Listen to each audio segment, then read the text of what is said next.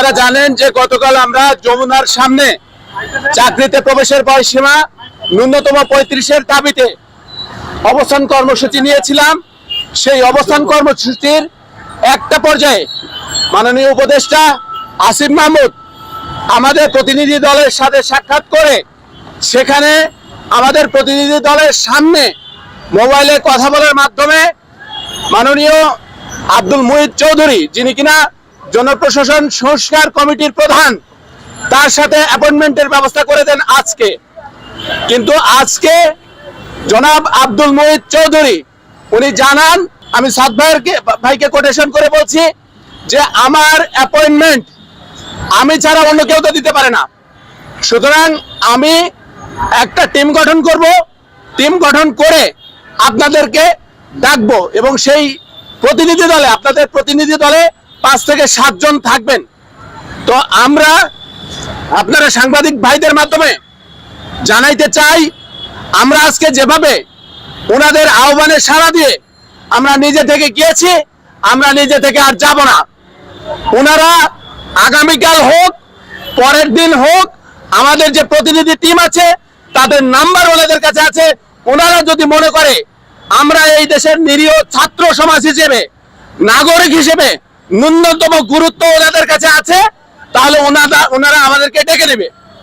এখন এই আগামীকালের ভেতরে যদি ওনারা ডেকে না নেয়, আমরা আরো কঠোর অবস্থানে যাব কিনা সেই সিদ্ধান্ত আমাদের সাধারণ শিক্ষার্থীরা নেবে। আমাদের বিভিন্ন প্ল্যাটফর্ম আছে, জব স্টাডি গ্রুপ আছে, আমাদের নিজেদের ডেডিকেটেড গ্রুপ আছে, সেখান থেকে আমাদের সাধারণ শিক্ষার্থীরা জানাবে যে আগামীকালের পরে কর্মসূচি কি হবে।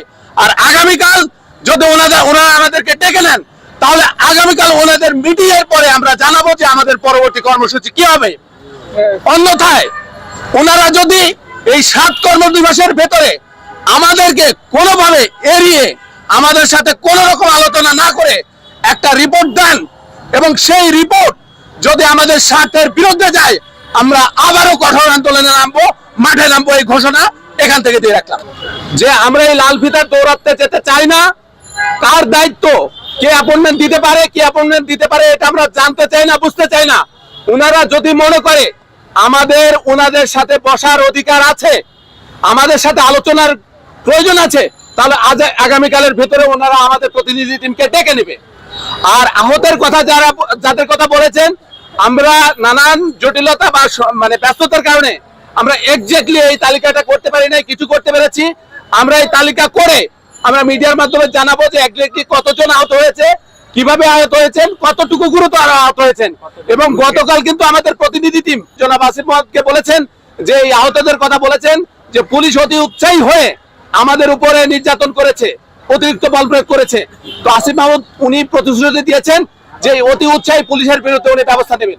আমরা সরকারের সাথে বসতে গিয়েছিলাম, যেহেতু উনি আজকে অফিসে বসে নাই, আমাদের বসার সুযোগ হলে আমরা অবশ্যই এটা সর্বাগ্যে দাবি জানাবো যে আমাদের যারা আহত হয়েছে তাদের চিকিৎসার ব্যবস্থা যেন সরকার থেকে করা হয়।